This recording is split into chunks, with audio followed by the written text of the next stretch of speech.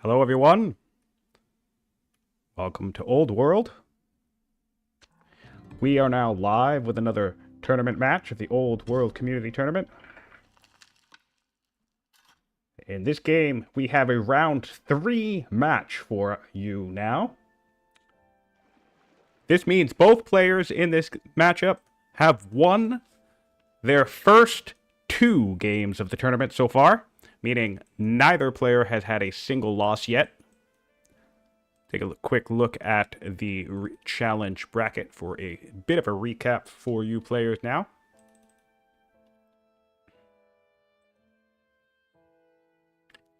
Yes, we have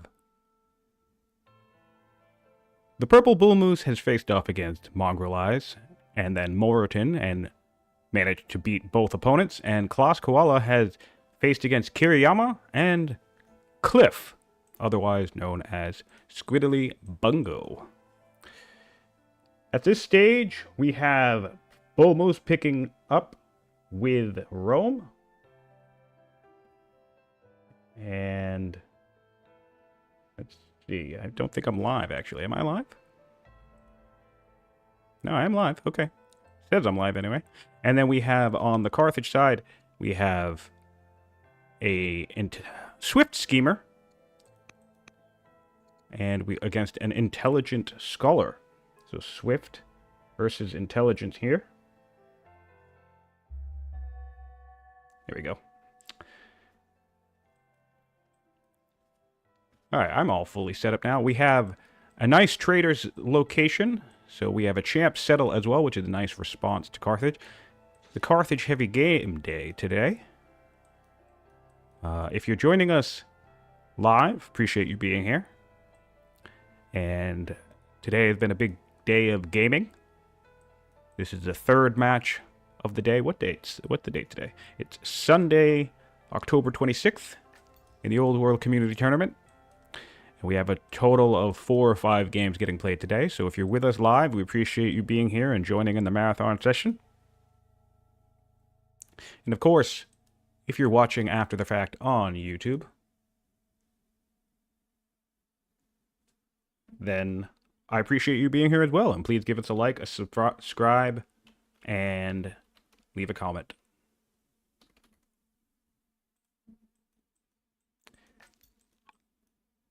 We have labor force being picked up. So this is really nice. I like this. Solid grab. We're using the ability of the Scholar to cycle from our first tech selection straight into labor force, and I suspect we'll do the same thing again to run up directly to phalanx to get spears and deal with some potential Carthaginian threat. No tactician on the side of Carthage today, but we are a schemer.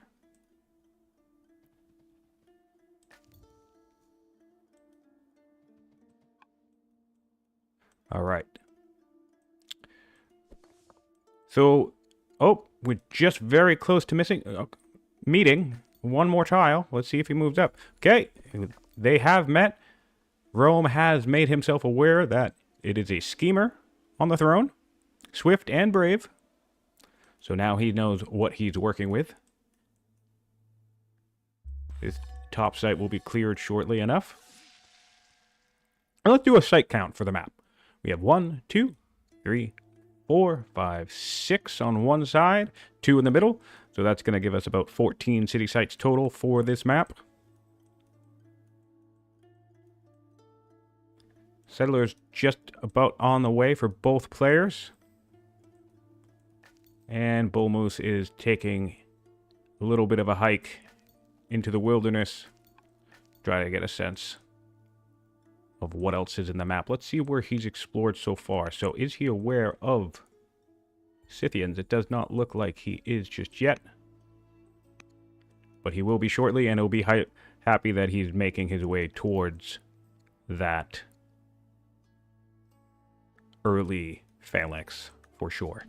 Definitely don't want to get run down by 6 strength units. Certainly 6 strength horse units too early.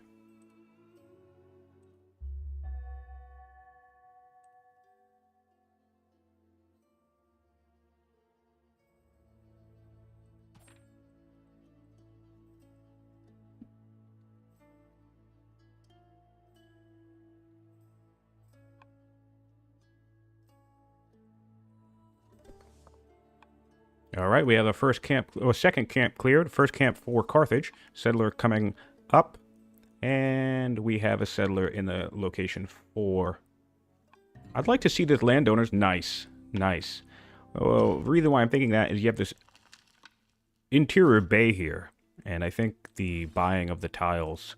You might not even need to buy a tile if you settle right here, to be honest. But the buying of the tiles could be quite nice. I circle back with the scout, getting us knowledge of this central site, encountering this other scout as well. We'll take a couple of whacks from here. I wonder if Klaus will be feeling aggressive and try to eliminate that vision from the bullmoose. We have 23 science on the scholar to 19 science on the schemer currently. Opting to not step on that marsh. Makes sense. One more order. You'd be able to force march it, but such is life. Can't really do that. So we have some tribes also in the north. There are Numidians in the north. So 4 camps that have horse tribes on them, which again is really good for Rome prioritizing that spearman early. This is actually kind of funny. By buying this means this scout's not going to get hit this turn. So you kind of just saved the Romans there 5 damage, 4 or 5 damage. Interesting. Bit of a misfire there, I suppose. Oh, but very rapid fire. Doesn't matter. He didn't need it. He came in with both units. First blood on the map goes to Carthage. That scout is down. Did we get a crit? I feel like we must have gotten a crit for that to work. A little bit laggy there. Seems like I caught up on that in the last minute. And we're coming in and settling. What do you think this will be? Probably riders, maybe statesmen. Yep, statesman it is. Sounds good. Hello and welcome, chat. Thanks for being here.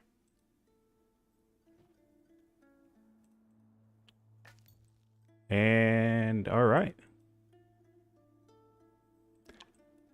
Let's take a peek back over to Rome now. Rome now knows that he has Carthaginians down in the south by the Scythian camp.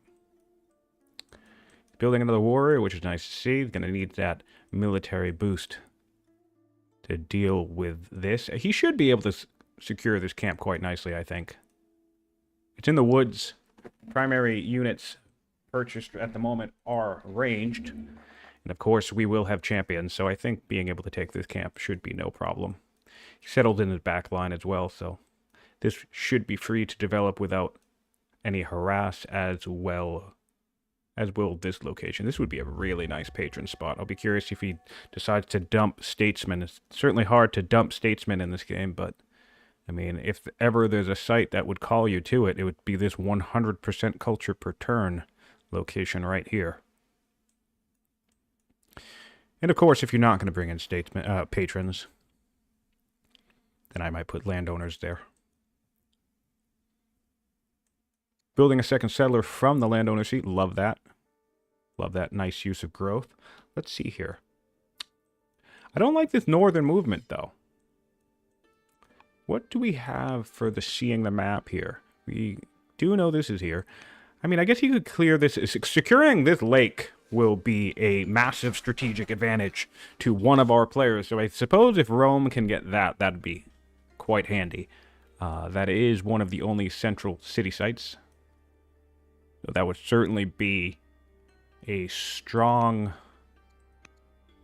advantage to Rome, I think. 9 turns away from Phalanx. So we will have sub-turn 20 spearmen, which is pretty much what you want to do to try and be safe from early Carthage advance.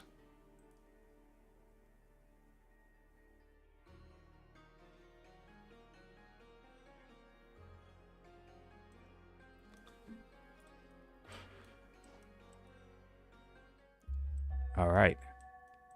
We'll have a second warrior online soon. We're not building any military units in Carthage, so Klaus Koala likes his rapid expansion strategies, which does make sense.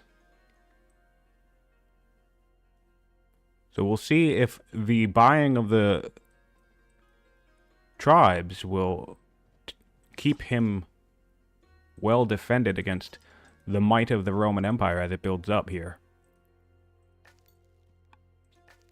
Oh, wow, that's a very aggressive scout position. Do we have any orders left? We would have to force march to get it to safety. I would not be surprised. Let's take a look here. Can we reach? Can we punish this? Oh, it's a... No, sorry. It's a schemer scout. Of course we can't punish it. It's going to be invisible forever. Classic. Alright, so we might lose the opportunity to clear this now. I was pretty confident that they'd be able to take this, but by going towards the center, they were going to kind of give this site up. But I guess long term, this is probably more important, you know? This lake movement is going to be massive for Carthage, and it'll just be so hard... Sorry, Rome, and it'll be so hard for Carthage to get into either of these locations, right? Once there's a city here. So this is really the kind of play that you want to think about. If your opponent picks Carthage, and let's take a look here. If you are looking down the face of a Carthaginian expanse early on, one of the things you might want to think about is bringing in a champs nation, but not only just bringing in a champs nation, bringing in a champs nation and either having the capital or the second city be champions. And we pretty much immediately built another warrior after our initial settler. I think that's kind of necessary to deal with the potential power spike.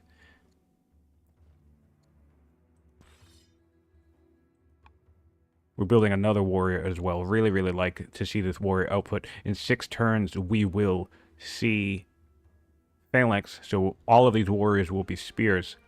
And I think that's going to give a massive shift in power to the Romans, enough that on an arena this small, honestly, I think Moose could put himself in a position to rush.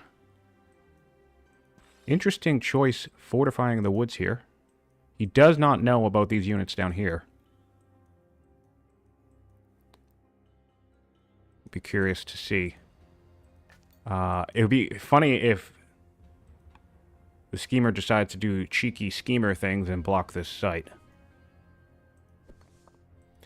I actually kind of don't hate this now that I think of it, because you're going to clear this with just the militia and the warrior. Yep. And then this makes it really difficult for this schemer to get up anywhere decent. And it still can go all the way up here, I guess. But this is another thing that I really like to see. And really, really building another military unit. Oh, yeah. Alcaraz, I'm going to pass just because I have a headache. And I can't co-cast unless I put my headphones on, so I don't want to. But thank you. Center City site is certainly huge. And yeah, and that's another point. We have a marsh barrier here, so anything coming in will have to go around.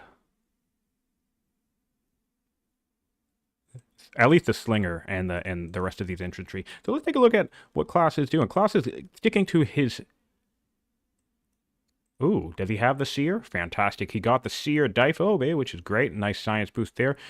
We are looking at 29 science on the scholar now to 24 from the schemer, but that's going to help even it out. He's going for 2 settlers here. Thanks, buddy. He's going for 2 settlers here, and so he's hoping to expand, but honestly, he only has 1 site clear at the moment. Oh, no, there's a free site as well, so he'll be able to settle the free site. Both of these iron, though, going to I can't speak right now.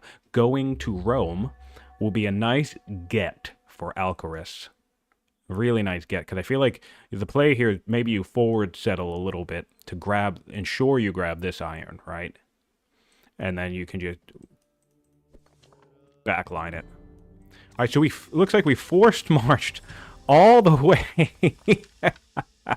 Nice. We forced march all the way from Carthago.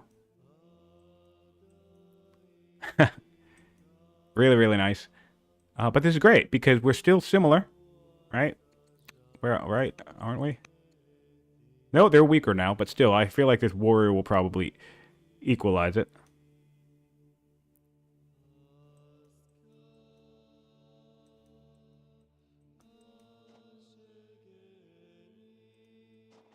And we're coming down here. I don't know. I feel like this is going to be a failed Carthage rush. I'm might be a little overconfident with his read right here. But I'm not feeling it. Because the only thing we can get to 6 strength is this Nomad Skirmisher, which is going to get immediately blown up by spears, right? And judging by this unit moving back here, it looks to me like Carthage is putting everything they have orders-wise, right, into just sending tribes over to Roma. And that's just not going to pan out. I just don't think that's going to pan out, guys. I'm not feeling it.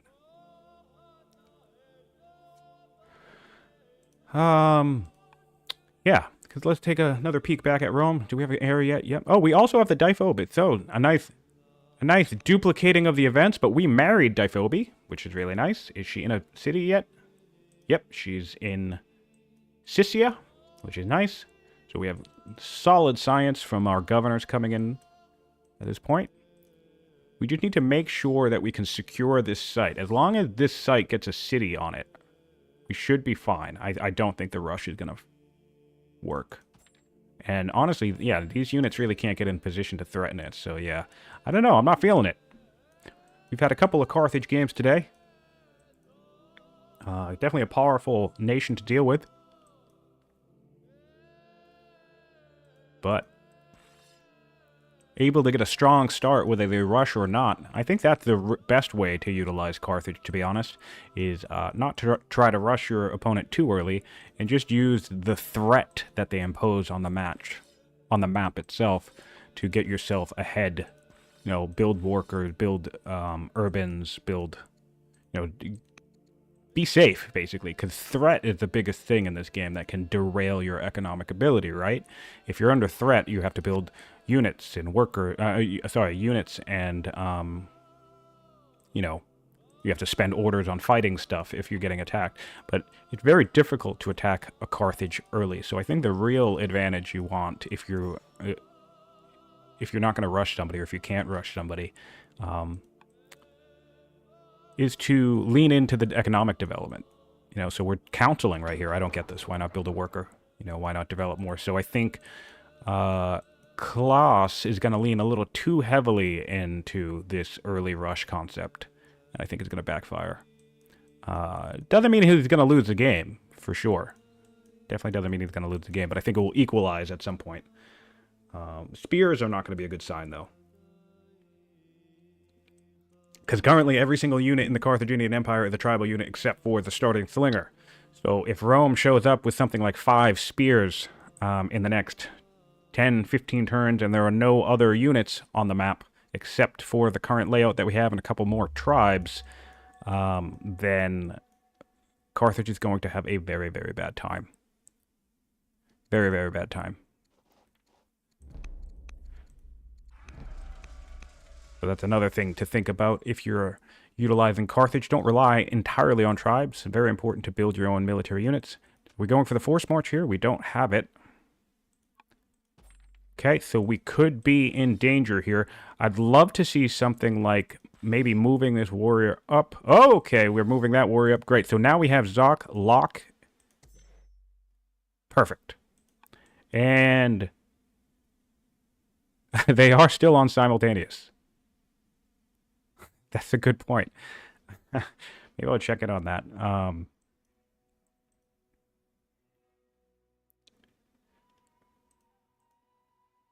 Just a reminder that simultaneous turns is still on. Just popped in to say that, guys. Probably a good time to switch. Okay, I'm switching now then. Okay. Yeah. So, yeah, they are on a call.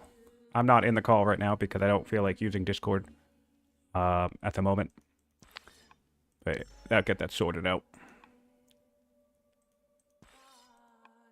Nice. And see, this is really nice. Taking our time now with the relatively safety. We are, what are we? Are we similar? We're similar. Yeah, I feel like if you're similar with a champ nation against Carthage on turn 12, you should know that you're safe enough to build a worker or two or whatever. And the reason for that is because the same principle applies.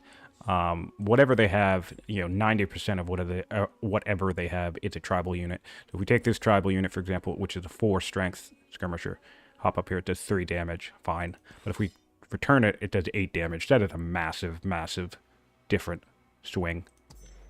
So even this 4, well, it's still going to be 4 strength. Yeah, so he will have to abandon this position, I suspect. He can't just stay here indefinitely, but he did a good job of making sure that he blocked, secured a path to this city site. I'll be curious if he does opt to get the deeper iron. My initial instinct was to settle here to deny this iron from Carthage, but maybe you just want to settle here to ensure that you can improve your own iron, because I feel like trying to improve this iron while Carthage looms nearby might be difficult.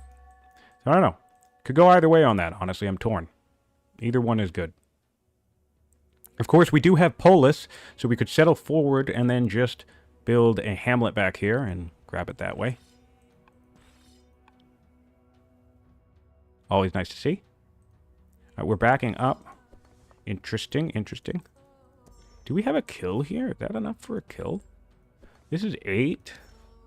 That's 3. 11. No, it's like 16 damage there. Close, though. Pretty close. All right, Klaus Koala's turn. We'll have to see what he decides to do if he's feeling aggressive. We have a new unit coming up. New tribal merc.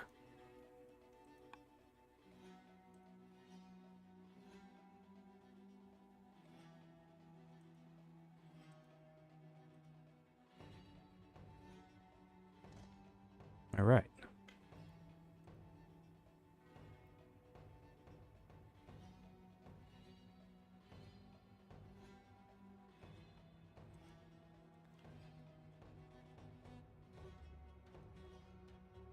Three orders left for Carthage.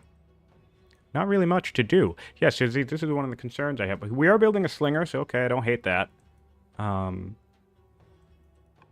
But still going heavy on military. Low on the economic development. I think maybe he's thinking, well, I'm just going to float everything with traders. What do we have for text? But we have military drill, right? So, we could be building barracks.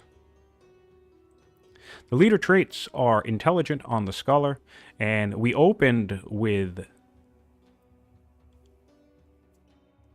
I actually think we opened with Swift. I don't think we gambled on the horse event. And if we did, maybe we got it from this horse right here. So then, in that case, we probably started with Brave, I think. Because Brave was here before Highlander was. Alright, so we have a second champion site settled. Great news for BullMoose. Labor force in 3 turns on the Carthaginians, and we have phalanx in 1 turn from Rome. So as long as we can heal this, we don't have the training for it. We don't want to spend the training for it because we want to upgrade. We'll get a couple of spears, and then we'll be really cooking. I hate the wall build. Hate this. Really, really hate the wall build. Why not just build another warrior? Get yourself a spear soon. Or just counsel and then get a spear that way. Because the thing is, at this stage in the game, an extra spear could literally just win you the game. This is planning for the game to go long. I mean, even if you're planning to go for the game to go on long, I think you'd be better off building a worker at this stage. I feel like walls are the most difficult thing to figure out when to build, because it's not like you never need to build them or you never should build them, but it's just not always a good idea.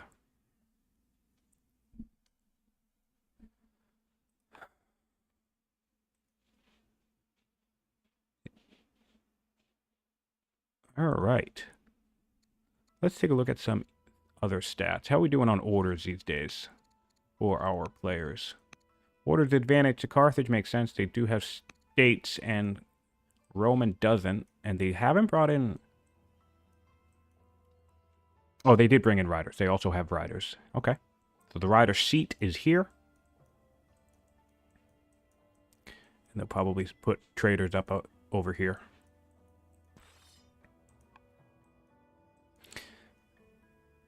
Rome did lose their scout, so their vision is not great.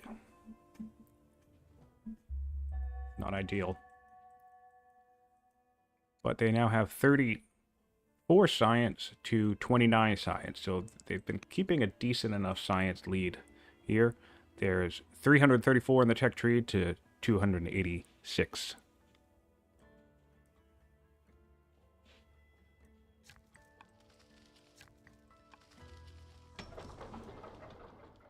Maybe. Love the chopping. Love to see the clear chopping. Great. Healing up that warrior. And I think we should be good to upgrade, right?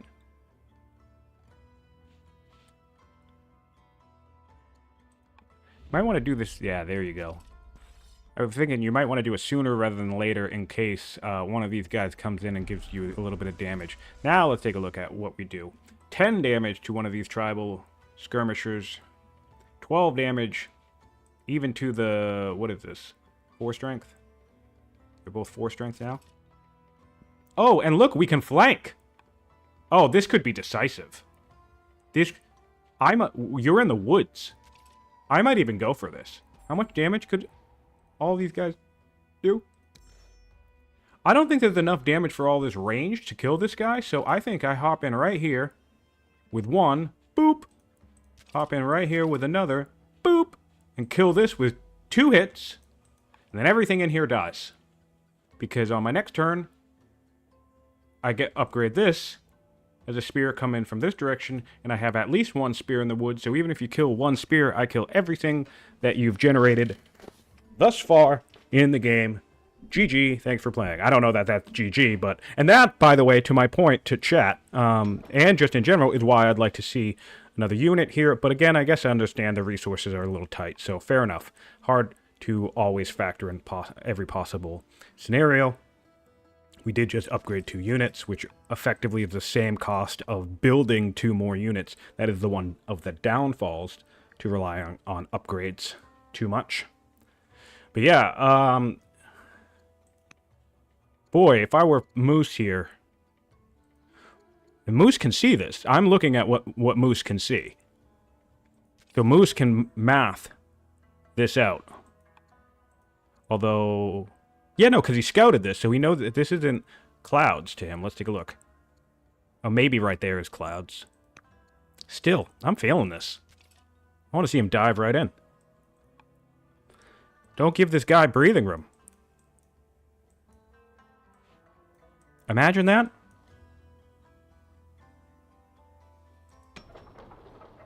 Wow, imagine that. Probably a little too early. Still. Oh, wow, yeah. He already spent training to upgrade every single one of these as well.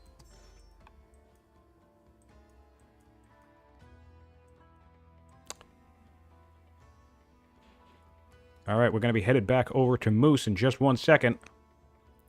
See if he's feeling spicy.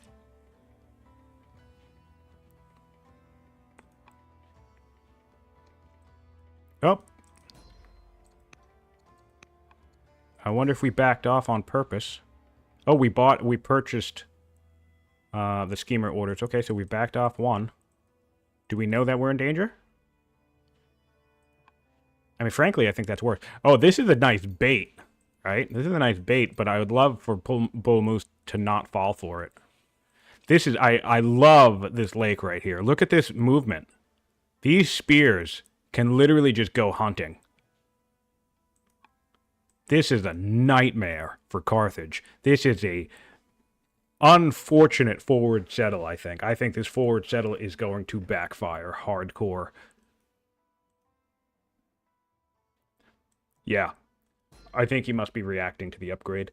Although, if you were, I feel like we'd see more stuff backing off, right? Or you know, something that we consider important. Maybe this horse, if we want to level up. Although this horse is basically out of the game now that there are spears.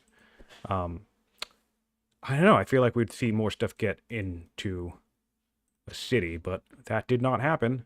Also, we could force march and settle this, and we didn't do that. So, all right, here we are. We're with Moose. Is he gonna go clear the site? He's clearing some woods.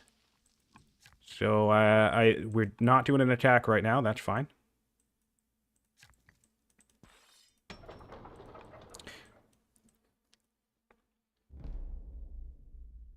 Another spear.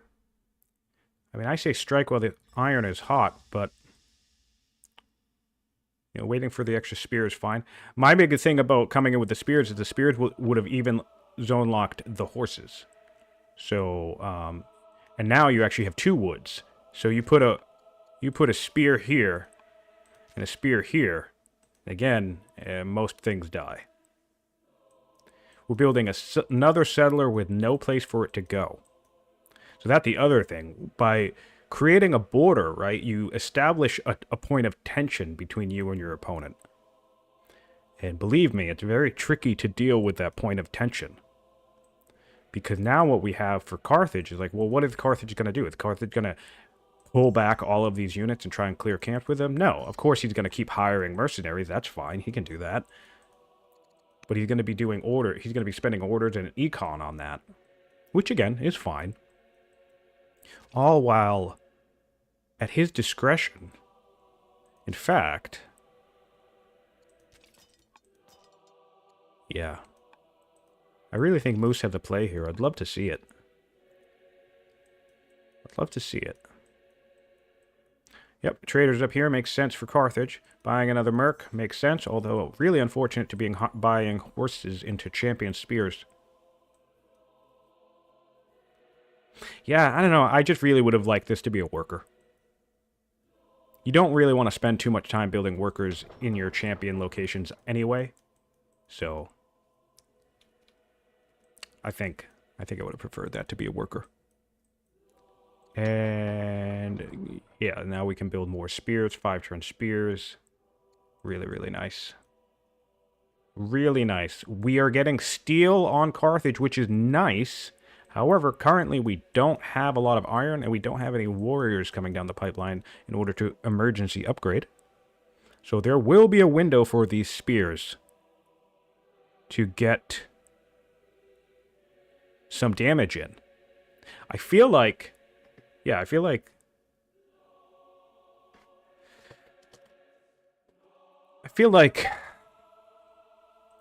Yeah, I feel like there's a window here. Of course, knowing when to attack is the most difficult skill, I think, to learn in this game. You always manage to either attack too early or too late, or somehow simultaneously attack both too early and too late. Because once you miss your early window of opportunity, well, then you have to wait for a different point of leverage and power in the game. And then if you attack too soon, and there it is, we've moved in. Nice. Perfect. Everything in here is dead. The horses maybe get away with the force march, but that's fine. Oh, I guess the slingers too. Yeah, because of this river here. All right. Okay. Let's take a look. Do I have... No, I don't. All right.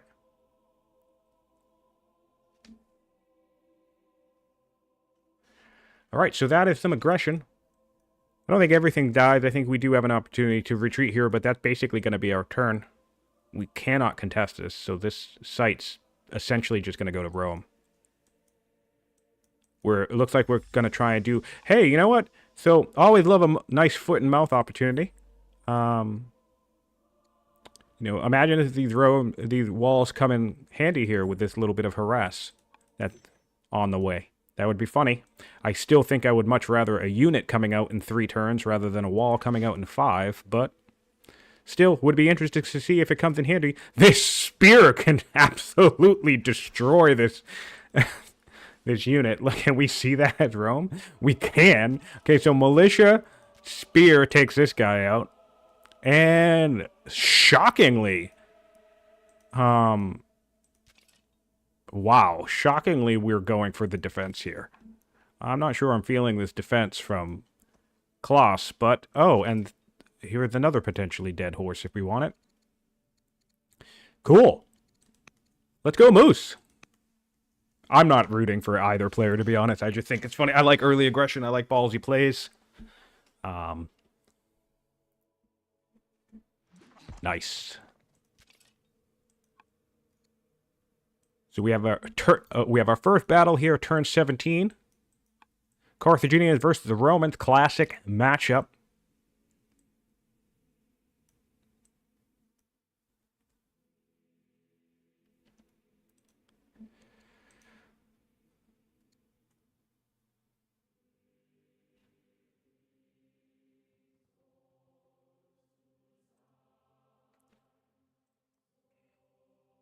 All right. Still 5 turns on steel, which is a good thing, but again, we have nothing coming. We're building a militia. This is a bad sign for the Carthaginians. Again, same situation. I'd rather a worker. And here's why I would rather a worker in this situation. The worker is econ, right? But if you need it, you can just upgrade it to a militia. So why not do a militia instead? All right, so we did some... We're still moving as Carthage, because of course we are, because we have a schemer. So we have 1 billion orders per turn, even on turn 17. Yeah, so this should be a worker, because if you need another unit, then upgrade it. But if you don't, you can build improvements. All right, back to the Moose. I feel like if this steps out of the woods, it'll die. So I think the correct thing would be to use this to come up here and kill this. Oh, but that's a lot of orders. So this is what might be the one hiccup for the Romans, is that they don't really have a lot of orders to do anything. I do still like this aggression, but it's going to be tricky. I think maybe move this up here.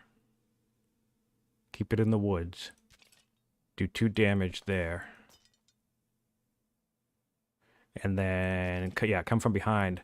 Trap this in. Trap the schemer in. Yep. Oh, perfect, Moose. Perfect, Moose. And here we go. We're doing it. See, when I'm not playing my own games, I'm a hell of a tactician. That's so funny. That is so funny. Well, this guy still can't go anywhere, which is great. Yeah. No, yeah. When I'm not actually playing my own game, I know what I'm doing. That's great. Nice. Nicely done, Moose. Yeah, I think these guys are safe.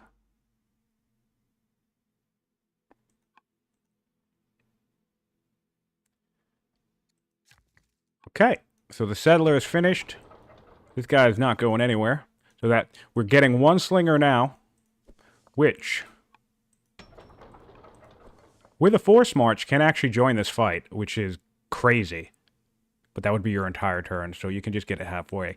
But in the same turn we're building a slinger, we are also losing a slinger next turn. So that is a bit unfortunate. One fun trick I like to do in this situation, especially if I want to keep my leader around in combat for any particular reason as a general. So if you have a zealot or a hero, normally what I would do is just assign the zealot, the unit to this guy who just came out. That way I don't risk the guy dying. Not always, and maybe I want some extra damage, but...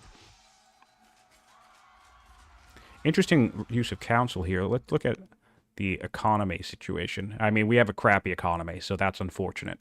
So that's going to be one thing that the Carthaginians will come out on top of. They're making 480 gold per turn currently. All right, so really appreciating the boldness here. Be curious if it actually pans out. I had a confidence that it would pan out, but, you know, you never know. could end up backfiring. I've been trying to be a little bit more conservative in these tournament matches because my own overzealous aggression tends to get the best of me. Because, again, knowing when and when not to attack is the most difficult thing. Yeah, I think the point of this charge, chat says, while to charge this spear in here, I think the point at this point is bodies. You know, you're not doing a lot of damage anyway. I think get your opponent in disarray, get your opponent feeling like they're swamped. Makes it more likely they might back off. Or makes it more likely maybe they hang around and they actually, you know, we lose a slinger, but if they lose a spear, that'll be great for us. We still do 3 damage out in the open here to this open spear, so. About to kill a militia, it looks like. Oh, we did, yeah. Very, very nice. Alright, let's see how the moose reacts.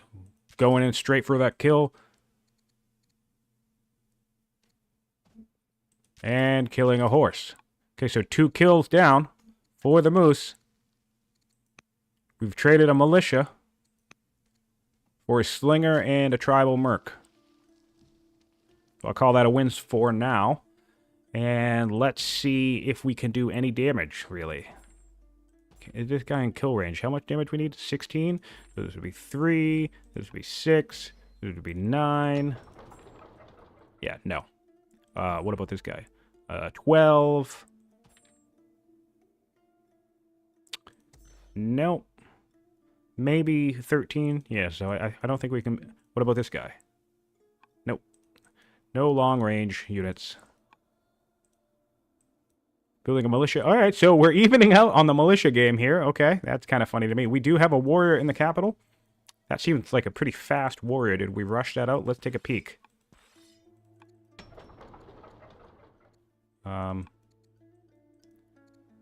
Let's take a peek. Oh, I can't. I need him to pick something for the build queue. That's a little awkward. We're trying to get a kill here. Wow. Okay. I think this is a bad idea. I admire it.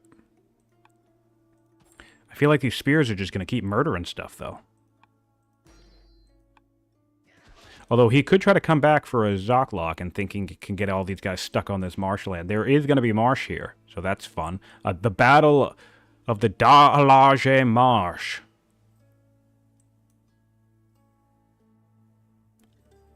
Yeah, this is massive. This is a massive benefit. Okay, we are flanking a little bit.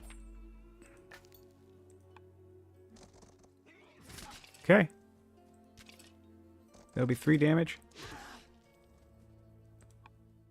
We don't have... Ooh, we could force march around, maybe? Crazy, crazy intense battle to start the game.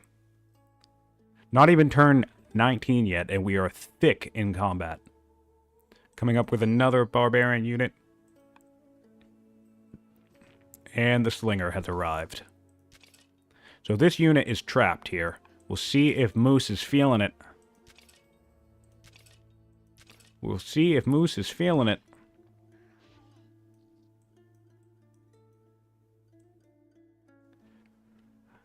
I'm not feeling it. And see, that's what I'm saying. You know, 3 turns ago, I'm like, come on, Moose, go in. And now I'm like, oh no, Moose! So, I mean, I don't... It's funny, because I know so much about this game, but I don't really think I'm that good at it. I think everybody thinks I'm way better at this game than I actually am, which is just hilariously fun to me. I think the idea... Again, I know a lot about the game, but that doesn't mean... like, I know all the rules, I know tons of event stuff, I have high-level strategy, I think, locked down. But when it comes to actually playing in tactical situations, I'm a frickin' idiot. Alright, we're coming from behind for the Moose! Okay, so this slinger's definitely dead. Coming back, healing up. This, sorry, this spear is dead. So what have we killed? We killed 2 tribal units and a slinger, I believe. maybe 3 tribal units and a slinger, but certainly 2 tribal units and a slinger. And we will be losing a militia and a spear. So I think we call this a win for Carthage. We got warriors along the way. Yeah, we call this a win for Carthage. This battle, not the game, but this battle. We're still running council. And now, our leverage of preventing... Alright, so, foot and mouth moment, everybody. I think attacking was a bad idea. As much as I wanted to, and as much as I probably would have myself. Although I don't think he got a kill on his first hit. Maybe he did. Maybe we did kill 4 units for 2.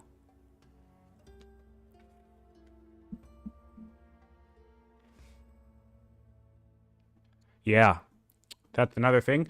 Well, so the interesting thing about the upgrades, right, is so the upgrade of from a warrior to a spear is the full cost of a spear, right? So in theory, with these build queues, rather than upgrading 3 warriors, he could have just built 3 spears. All right, let's take a look over at the legitimacy here. All right, this is going to be nice. We are the brilliant. We've gotten a nice, decent cog there. That's plus 40. But we have spent 30 legitimacy for orders. So we'll see if this comes back to bite him in the back line.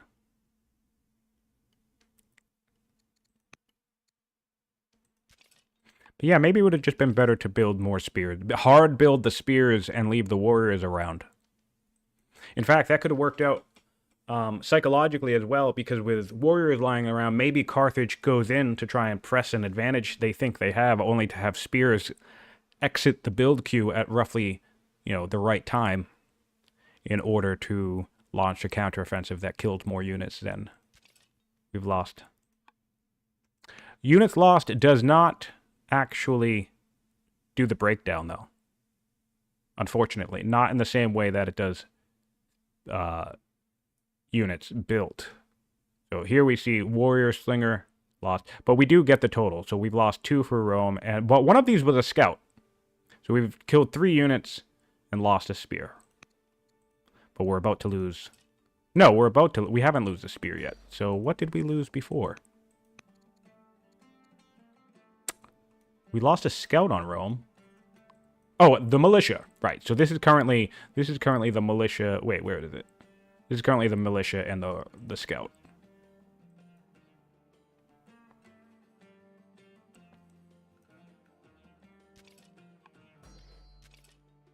Alright, so class. The nice thing about this position, though, for Rome, is that you can never zone lock any of these guys here. So even if you try to surround this guy, you can always dip into the water.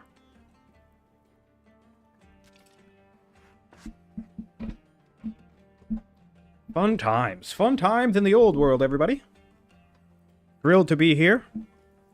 This is the 3rd game of the day. If you've been following along today live, if you're joining us on YouTube after the fact, thanks for being here as well.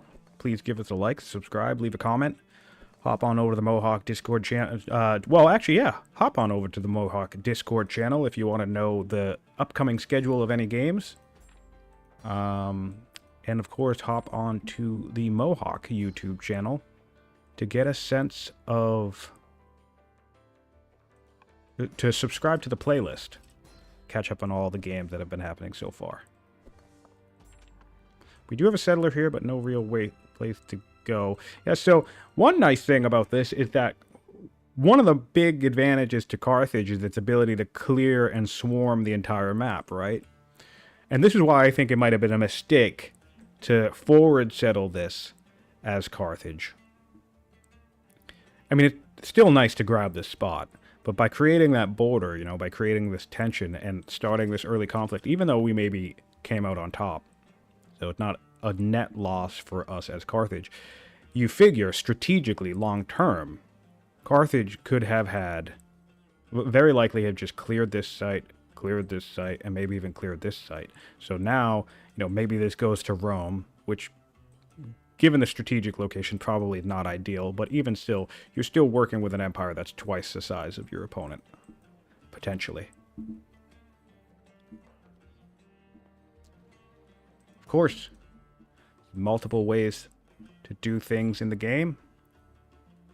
It's always difficult to figure out which is the correct thing to do.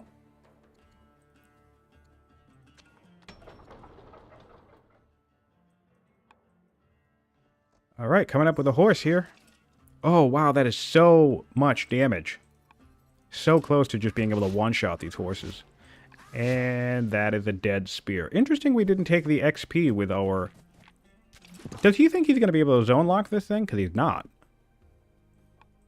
He's just going to teleport into the ocean. In fact, what's great, you could even... Because of the distance, you wouldn't even need to immediately heal it. You could come down here. No, it does not, my friend. It does not work across the sea. Also, another fun fact for those of you watching, a little bit of a teaching moment. Let's say this spear were right outside the city here, and you put a unit, a melee unit, and a melee unit. You also will not be able to lock a unit directly outside of its city. It can always retreat back into the city as well. Well, this guy's definitely dead. So yeah, so a couple of nuanced situations to be aware of if you're out in the open, surrounding something on both sides. Also, horses don't provide zone of control either, so even if he was out in the open, this guy would not lock this guy in position either. It needs to be a unit, typically an infantry, that actually applies zone of control. But yes, if you put one on each side of the unit, then it'll be stuck in place indefinitely. Always nice to be able to do to your opponent. We will be finishing these walls. This would be another unit by now. Again, we didn't really have the economy for it, so I can't be too harsh on BullMoose. He's still running council out of his champ seat, which is just a sad state of affairs. Hop on over to Moose and see how things are going. Yeah, the economy sucks, unfortunately. Hate to say it that way, but it does. He's actually lucky that Carthage is harassing this way rather than harassing workers.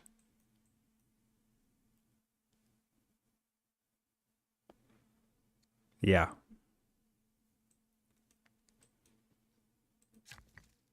It's alright, the landowners' farms are coming. Here they are. The landowners' farms are coming. Our economic woes will be short-lived. I'll be curious. Oh, you know what? We do have the settler. Oh, we could force march. Are we going to do that? I would love to see that. I would love to see that. More Carthage bullshit.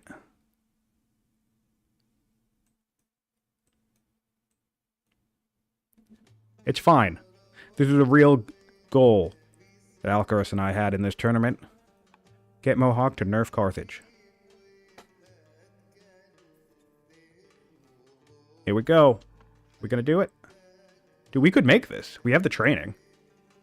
I don't know if we want to, but I mean, we only see 2 spears. I think that would be glorious. Let's do it. Come on, Klaus. Be aggressive. Let's do it.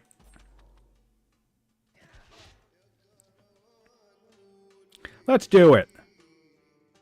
Put another rider seat right here. Come on. It'll cost you a unit because you don't have the orders to move anything else, but who cares? Just do it for the lulz. No, what? Oh, can we kill this? Yes, we can. No, we can't. I'm confused. Can we? We have enough to force march.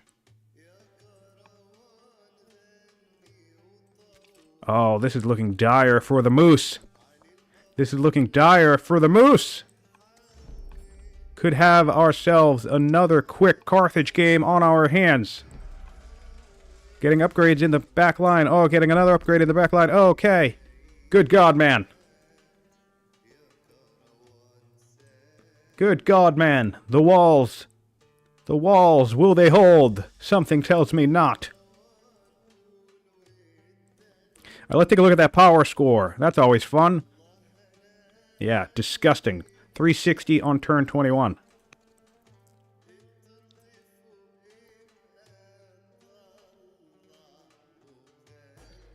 Alright. Gonna kill... We can't even kill the warrior. If we attack with this spear, we are deciding that our spear is dead.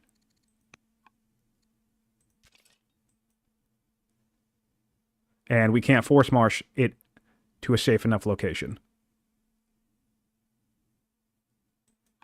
Yep, this is not looking good. Am I going to be like the first person who loses with Carthage in this tournament? Carthage has lost already, right? Aaron, if you're watching, I need you to surrender. We can't break their streak.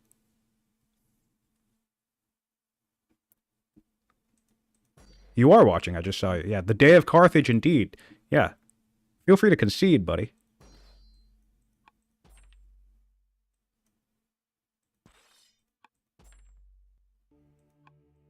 Interesting. Interesting. Maybe I shouldn't be more conservative in this tournament. Nice. Yeah. Nice. Alright, you heard it here first. Sion wins.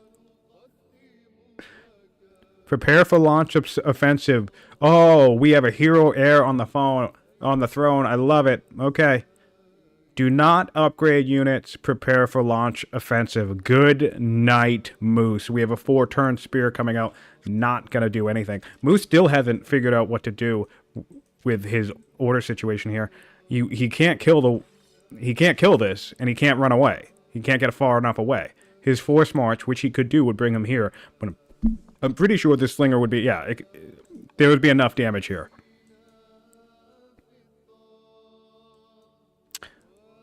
Only barely war element. Battle of the Stompy Boys. I think I'm down with that.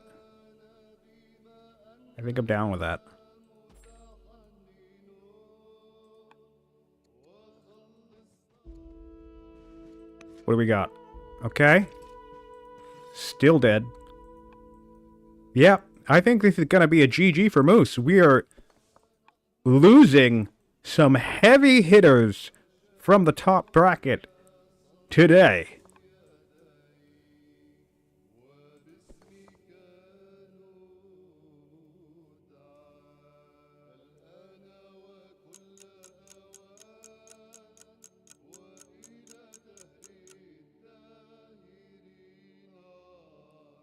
Yeah, yep. Yeah, alright, we've had a Carthage loss so far in the tournament.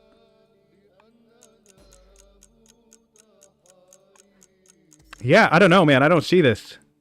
I'm usually optimistic. We have a militia coming out, which is fine because, you know, Carthage has a militia coming out too, right? So...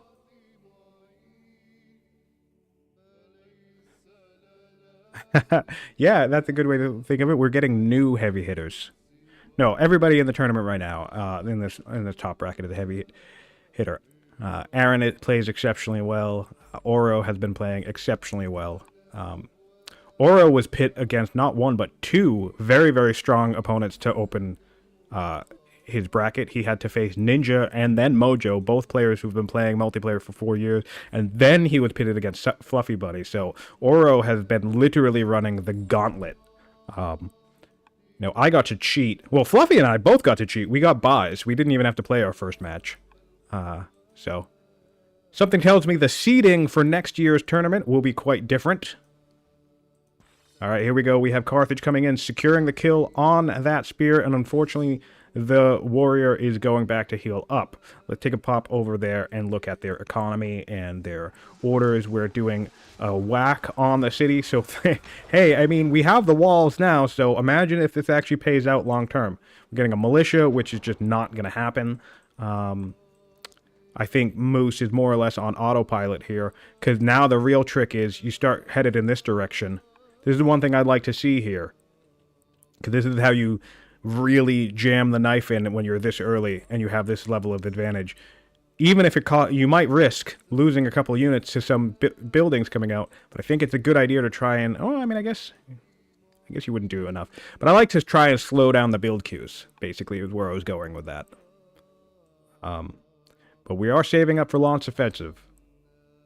We do have a hero on the throne, so I suspect we will get an abdication. But this is, honestly though, think about this strategy long term, especially if we abdicate to the hero. This is relying on the win. You know, this is an all-in approach. If this did fail, if Moose ignored my pleas from beyond to invade in the situation and just kind of stockpiled his units and, you know, maybe was more defensive instead, maybe Carthage buckles long term.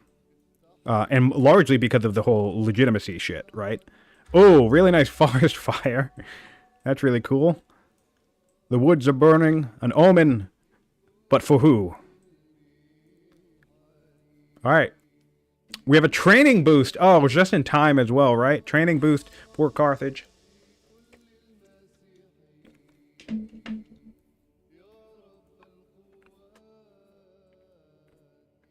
Something tells me the Theorycraft channel on Discord is going to be alight with some Carthage discussion after this weekend.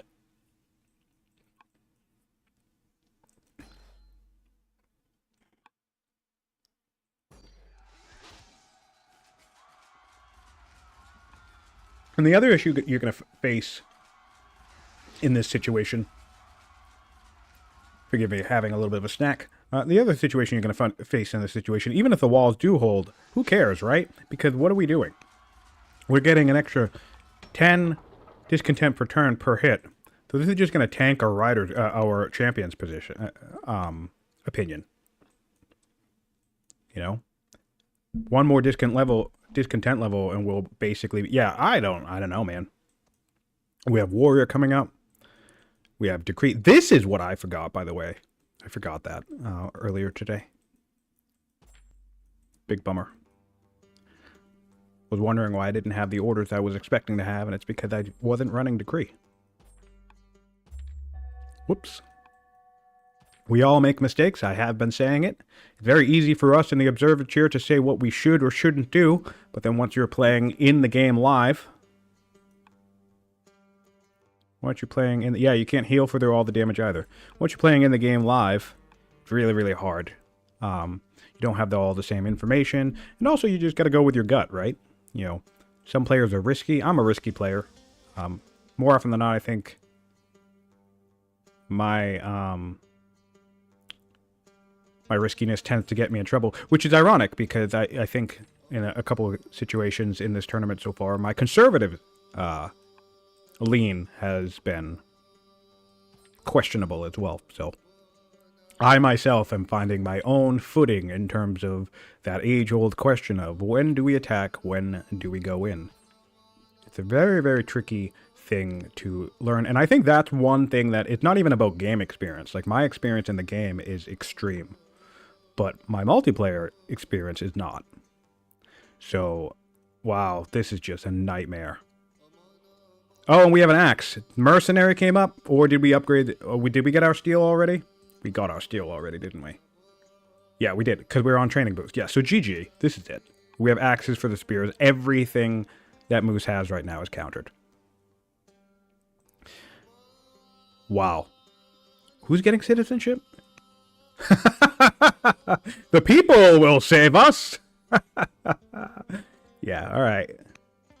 Well, on to the losers brackets we go. Maybe, who knows, maybe Aaron will send me down to the lower bracket to hang out with Moose and Fluffy. That'll be a fun time. We can all have our own little pity party down there. What do you say, guys? Let's team up. I don't think we can do that, but let's team up. Jesus Christ, what a nightmare. Should bring it. I mean, this level of posturing is like, hey, do me a favor and concede. So the fact that Moose is... We have another Axeman.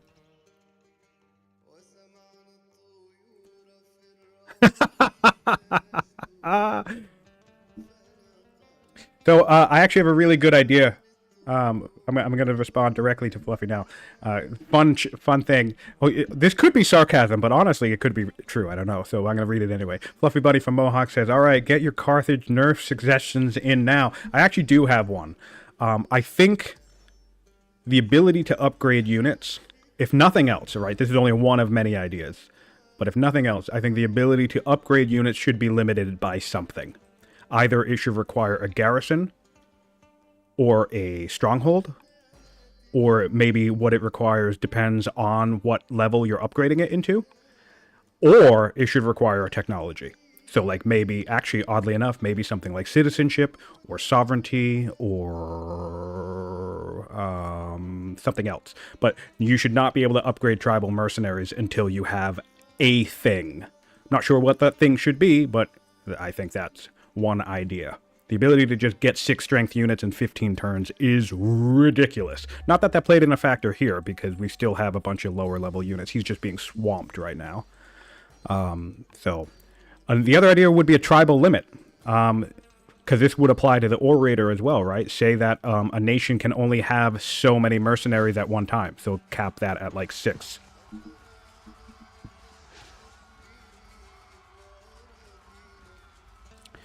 I like the idea of a cap. But maybe that would be annoying long term. But yeah, cooldown would also work. All sorts of ideas.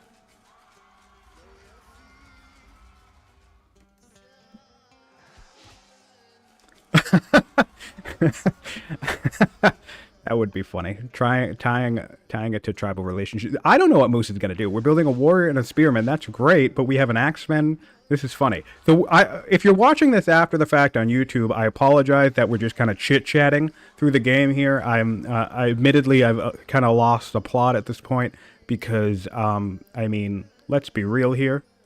This is effectively over. Because now that our axes are on the field, right, this is the biggest thing. This is why I think it's so officially over, is the axes are the coup de grace. So these can come in and do damage or hurt spears. Everything else is just a damage soak. So you can just move in units, and they can get killed, and it's fine. We have an 8-turn axeman. So 3 turns after this warrior gets built, this city is going to bring in an axeman. So there's just no overcoming this, because the biggest thing that you need in a battle is bodies, right? So it's not just about what you can kill. I've said this throughout the tournament time and time again. And honestly, I just faced off a brutal battle earlier today against Aaron, and I've retreated from that battle. So if you haven't caught that game yet, go check out that game, because it actually helps highlight my point, because I retreated from that battle, and yet my power score, my power ranking, I'm still stronger than him. So sure, I made whatever decisions I made in that moment to kind of, backtrack and,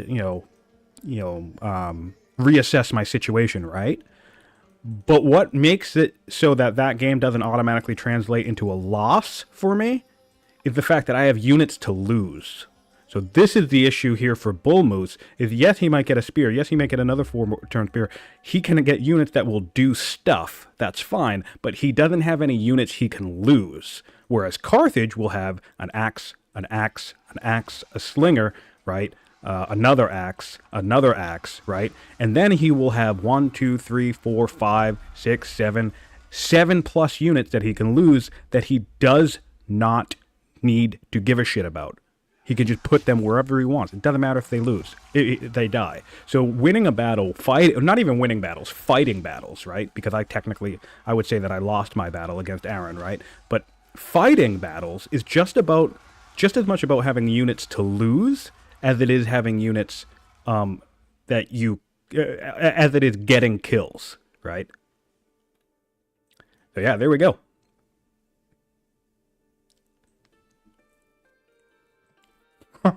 In comes that militia, coming in clutch.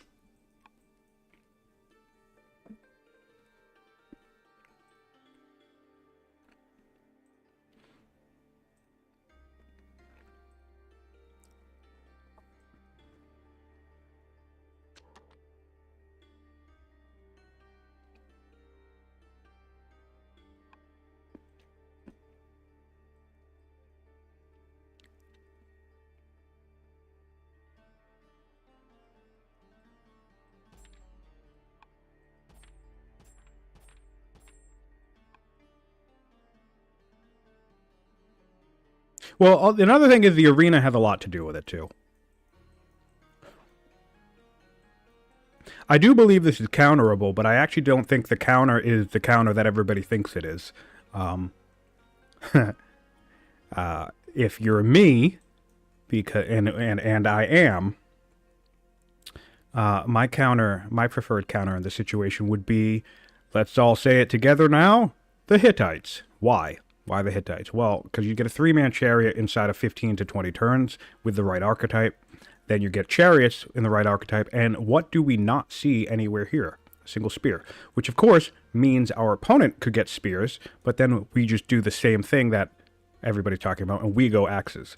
So we do a quick dip to spoked wheel, get our bonus card, and then go straight to steel. And then you have a Carthage, which a bunch of crap units that will all get routed. Because basically Carthage would not be able to do this if there were chariots in the field. I mean, of course, I'm making it sound easier than it is, because that's what I do. But, although I guess you don't have time, right?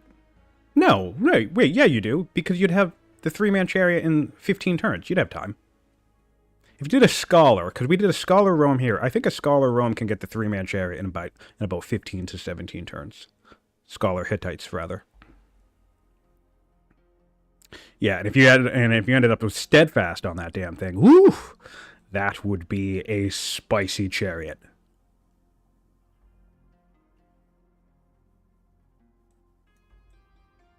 So maybe that's the trick.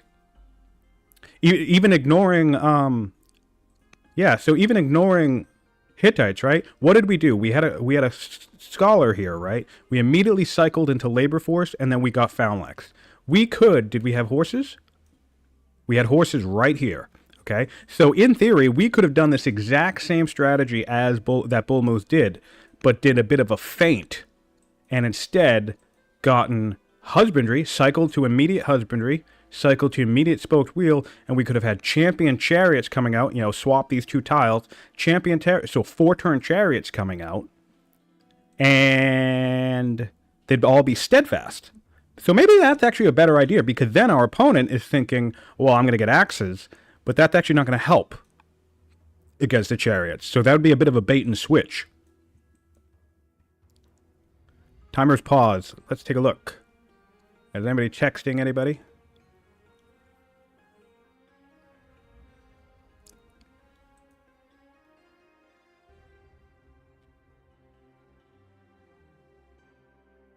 I don't see anybody texting or chatting just yet. Okay, I'm being asked to jump into the call. Here we go. Hello, everybody. Oh yeah, Sign is back. Yeah, we were discussing the beeline toward access. So, and I was explaining that basically in this game I didn't have a real economy. So my economy initially was harvesting, and after harvesting it was slavery, and that was my goal. Yeah. And so I went ironworking, mill drill, labor force, and then into steel. Or something like that. Maybe I think I got like 3 stones somewhere in between. And basically I needed for this game just 2 technologies, labor force and steel, and that's it. And the rest were just nice things to get bonuses like extra training, free elephant, stuff like that. Brutal. Moose, how you doing, buddy? Oh, I'm doing good, man. I mean, all things considered, no hard feelings. Well done, class. But I definitely jumped the gun a little bit early there. I got excited by the damage numbers coming in on the spears, and I'm like, oh, well, here, let's go ahead and give it a rip. But we were just a little bit of damage off from a couple of key kills to, really swing and grab key spots. Got caught off on a couple of times on zone lock, and obviously this river right here, the Solaris River, was definitely a bit of a pain in the ass. But I should have stuck to the original strategy of just giving him the south of the map, expanding into the north of the map, holding down 5 cities, and waiting for unique units. Yeah, and you know what, to be honest, I was right there with you. When you went in, just before you went in, I was like, oh, he can totally get some kills. And I thought just the 2 and then the 3rd spear coming online would have been enough to wipe out most of those units. I'm pretty sure at one point after you went in, I was like, oh, everything's in here dead. But then I noticed it wasn't even just the Solaris River, but this river down, the other one, Bagradus, there was a lot more mobility on his side than I was initially looking at and expecting. And yeah, you started to get pinned down and lose health, and I was like, oh no. Another thing that we talked about in the chat. Okay, sign, please. Which Begradus River? I'm sorry. I'm looking Lake Moeris. Which way Begradus River is? I'm curious. Yeah. No, I mean, where is it on the map? Right next to Kirkhowain. Right near the volcano going into Rome. Oh yeah, I see Begradus. Oh yeah. Yep. Yeah, so basically, because there was a point where I think Moose could have even gotten back there and done some zone locking thing for, but then I realized the river would have still allowed people to walk over. One thing that we were discussing in chat about Moose's tactic here, which we were a fan of at first until it started falling apart, was the concept that the three warriors you upgraded to spears could have basically just been 3 new spears being built in your cities, and you would have ended up with 6 units at the end of it. It would have been delayed more, right? But you would have had twice as many units because the full cost of the upgrade is the full cost of the unit. And I don't know if that would have changed anything long term. Of course, I'm just spitballing, but I noticed that after the fact, I was like, oh man. He basically became that classic issue of like not having enough bodies, right? And I think it becomes surprising of how much damage, even if something's only doing 2 or 3 damage, how much 6 or 7 things can do, how much damage they can do if they're all just doing 2 or 3 damage. Oh yeah, it was a Zerg rush. Like I was counting, this unit does 1 damage, this unit does 2 damage, and it's such a low value of damage. But then you have a lot of the units dealing low numbers of damage, and yeah, it's nice. Oh yeah, I mean, of course, it all adds up in the long term. Definitely some squirrely movement out of you, class. Well done on the choices on the placement of the various units.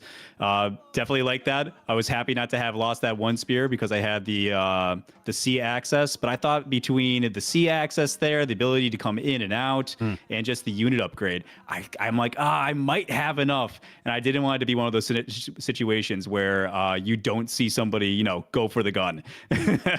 So yeah. I stand by the decision, but yeah, it's definitely interesting, choosing to wait on production queues because I mean, obviously, if the game went on longer, the walls in the second champ city definitely would have paid dividends. I mean, obviously, it helped me stand against a giant horde for quite a few turns. But yeah, all in all, should have just waited for UUs. I was on pretty solid pacing with the Seer Diphobe for tech-wise in the early game, which was huge. And I could have just held on a little bit longer just to get my order economy up and a few more bodies in the mix. Yeah, even in the current layout of the game at turn 27, BullMoose has a slight science lead, having just a couple hundred more science in the tech tree, and has maintained a science lead throughout the game. So yeah, maybe settling another city. But like I said, I was right there with you. If it were me, I probably would have gone in and suffered the same fate. It's knowing when to attack is the hardest thing in Old World, because I feel like after the fact, once the game is over, you always end up saying the same 2 things. Either, oh crap, I attacked too early, or oh crap, I attacked too late. So it's like, it's lose-lose no matter what you do almost. Unless you're winning. Hey, I'm going to need you to send that save file over for me because I'd love to do a little bit of analysis on it, class. But I think something happened in the game. I got booted, so I'm actually not able to see the map. Yeah, sure, I will. I'm not sure what exactly. Yeah, but I'll send you the save file, and I'll also send it to Alcaraz for the analysis on the website they're building.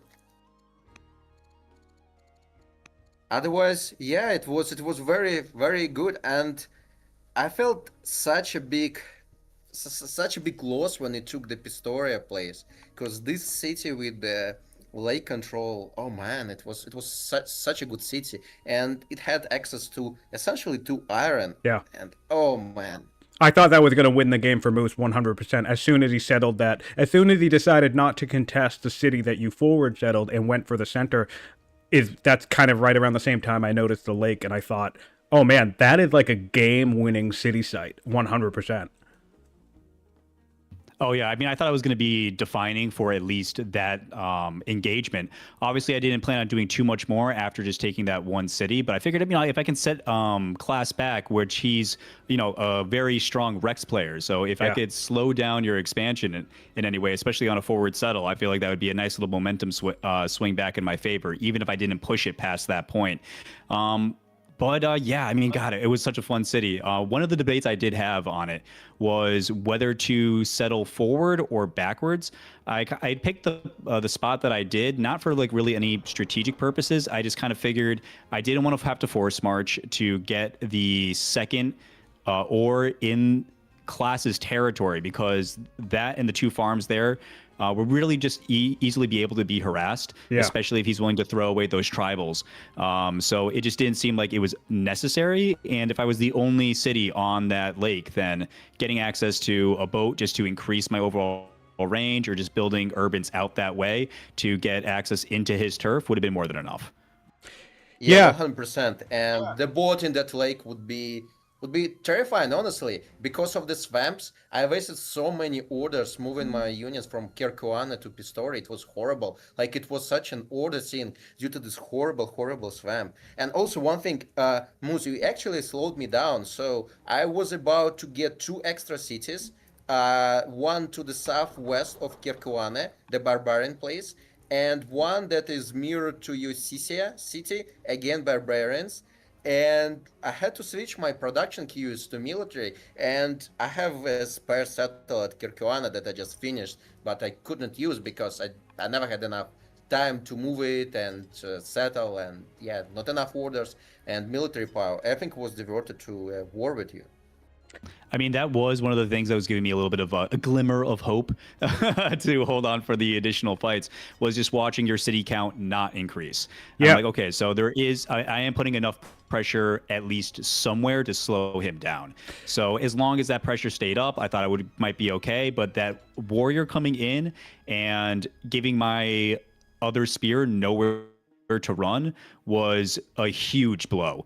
I think a critical mistake that I made here in this game was not trying to safeguard that spear and going for that kill, that revenge kill on the one 3-strength tribal. It got me, what, 1 kill and lost me the spear ultimately without being able to get some extra heals and contend in the center.